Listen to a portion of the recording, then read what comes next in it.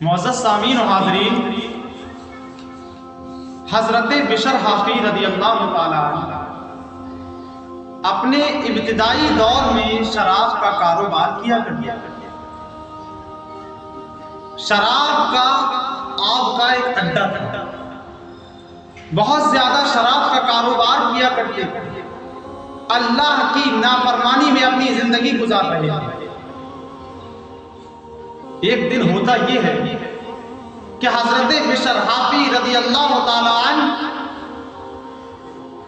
راستے سے گزر رہے ہوتے ہیں، اچانک دیکھتے ہیں کہ ایک کاغذ کا ٹکڑا زمین پر پڑا ہوا ہے اور اس ٹکڑے پر بسم اللہ الرحمن الرحیم لکھا ہے۔ حضرت بشر حافی رضی اللہ تعالی عنہ اگرچہ شراب کا کاروبار کیا کرتے، اگرچہ بہت زیادہ گناہگار تھے، اللہ کی نافرمانی میں زندگی گزار رہے تھے، لیکن جیسے ہی دیکھا کہ ایک کاغذ کا ٹکڑا ایسا پڑا ہوا ہے کہ جس پر بسم اللہ الرحمن الرحیم لکھی ہوئی ہے، آپ نے وہ کاغذ کا ٹکڑا اٹھایا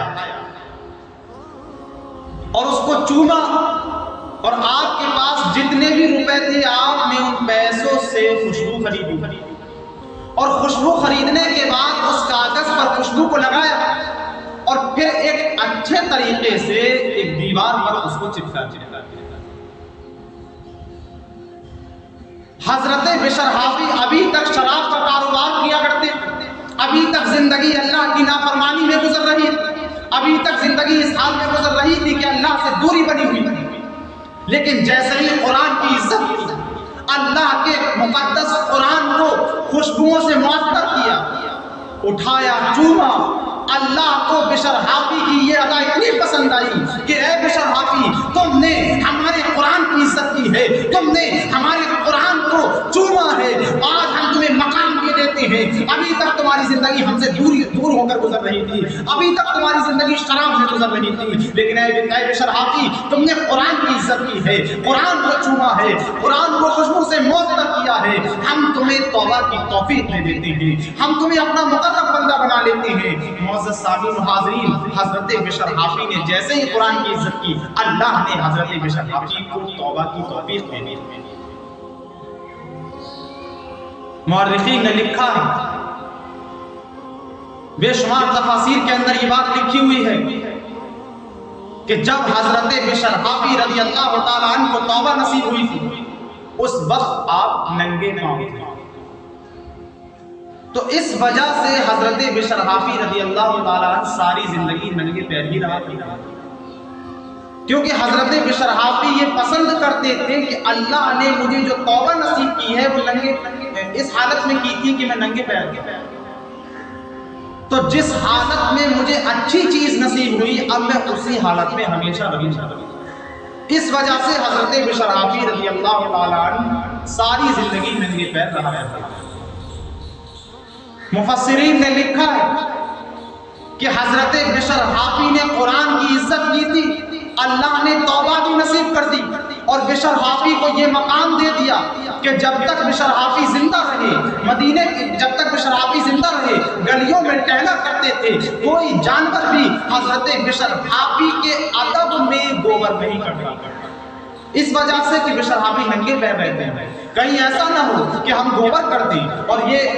گوبر کی وجہ سے حضرت بشر حافی کا پیر سڑ جائے، پیر گندگی سے آلود ہو جائے۔ اس وجہ سے کبھی بھی کوئی جانور حضرت بشر حافی کے ادب کی وجہ سے گوبر نہیں کرتا،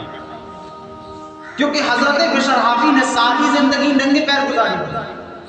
تو جانور بھی یہ جانتے تھے کہ یہ بشر حافی ہے اللہ کا مقرب بندہ، اگر یہ ننگے پیر گزر رہا ہے اور ہم گوبر کر دیں گے تو اس کا پیر سن جائے گا، اس کی شان میں گستاخی ہو جائے گی، لہذا ہم گوبر نہیں کریں گے۔ کوئی جانور بھی راستے میں گوبر نہیں کرتا۔ اب ذرا سوچئے کہ بشر حافی ابھی تک گناہگار تھے، شراب کی حالت میں زندگی گزر رہی تھی، لیکن قرآن کی عزت کی، قرآن کو چوما، اللہ نے مقام یہ دیا، توبہ بھی نصیب کر دی اور یہ مقام دے دیا، اے بشر حافی تم نے ہمارے قرآن کی عزت کی ہے، جب تک زندہ رہو گے رہو گے کوئی جانور بھی تمہاری ادب میں گوبر نہیں کرے گا، انسان بھی تمہارا ادب کریں گے اور جانور بھی تمہارا ادب کریں گے۔ اب ذرا معزز سامعین و حاضرین، مفسرین نے لکھا ہے کہ ایک رات کسی اللہ والے نے راستے میں دیکھا کہ گوبر پڑا ہوا ہے۔ اس اللہ والے نے جب دیکھا کہ راستے میں گوبر پڑا ہوا ہے تو اس نے اندازہ لگا لیا کہ شاید آج حضرت بشر حافی رضی اللہ تعالیٰ عنہ کا انتقال ہوگا، کیونکہ جب تک بشر حافی زندہ تھے کوئی جانور راستے میں ان کے ادب کی وجہ سے گوبر نہیں کرتا۔ آج راستے میں گوبر پڑا ہوا ہے، یہ اس بات کی دلیل ہے کہ حضرت بشر حافی اس دنیا سے جا چکے۔ جب صبح ہوئی تو یہ خبر بالکل سچ نکلی، یہ خبر لوگوں کے درمیان پھیلنا شروع ہو گئی کہ حضرت بشر حافی رضی اللہ تعالیٰ عنہ اس دنیا سے تشریف لے گئے۔ معزز سامعین و حاضرین، تو اس واقعے سے پتہ چلتا ہے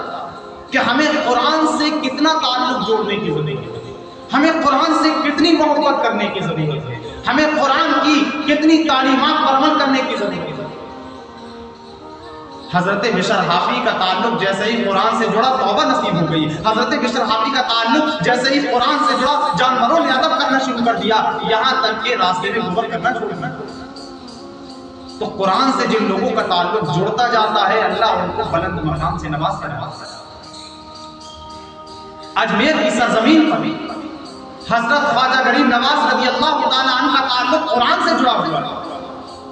جو بھی حضرت خواجہ غریب نواز رضی اللہ تعالیٰ عنہ کے چہرے کو دیکھتا تھا وہ سمجھ جاتا تھا کہ یہ کسی جھوٹے کا چہرہ نہیں ہے، کیونکہ حضرت خواجہ غریب نواز کا تعلق قرآن سے جڑا ہوا تھا۔ جس کا تعلق قرآن سے جڑ جاتا ہے وہ سچا ہوا کرتا ہے۔ جو دیکھا کرتا تھا وہ حضرت خواجہ غریب نواز رضی اللہ تعالیٰ عنہ کے چہرے اقدس کو دیکھ کر ایمان لے آیا کرتا تھا کہ چوچا کی سرزمین پر مخدوم سمنا کا تعلق قرآن سے جڑا ہوا تھا۔ جو دیکھتا تھا اگر گمراہ ہوتا تھا تو سیدھی راہ سے نصیب ہو جاتی تھی، اس کو ہدایت مل جاتی تھی۔ چھوٹے بڑے سرکار کا تعلق قرآن سے جڑا ہوا تھا۔ جو بھی ان کی تعلیم پر عمل کرتا تھا، جو بھی ان سے محبت کرتا تھا، ہدایت کر لیتا تھا۔ اسی لیے آج ہمیں قرآن سے جڑنے کی ضرورت ہے، قرآن سے محبت کرنے کی ضرورت ہے۔ اللہ رب العزت سے دعا ہے کہ اللہ رب العزت ہم سب کو قرآن سے محبت کرنے کی توفیق عطا فرمائے۔ وما علینا الا البلاغ۔ السلام علیکم ورحمۃ اللہ تعالی وبرکاتہ۔